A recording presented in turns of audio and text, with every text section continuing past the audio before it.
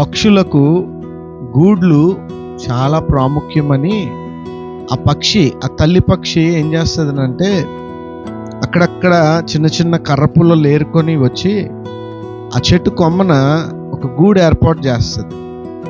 ఆ గూడులో తన సంసారాన్ని ఆ గుడ్డులను పొదిగి పిల్లలను కని వాటిని నైపుణ్యత నేర్పించి వాటిని గాల్లోకి వదిలేస్తుంది. జాగ్రత్తగా మనం గమనిస్తే ఆ పక్షికి ఆ గూడు ఎంత అవసరమో అలానే మనలను సృజించిన మన దేవుడు, మన భగవంతుడు, మన కన్న తండ్రి యొక్క కృప హస్తాలు మనకు అంత అవసరం అన్నమాట. కాబట్టి జాగ్రత్తగా మనము ఆయన త్రోవలలో, ఆయన ఆజ్ఞలలో, ఆయన చూపించే ఆ యొక్క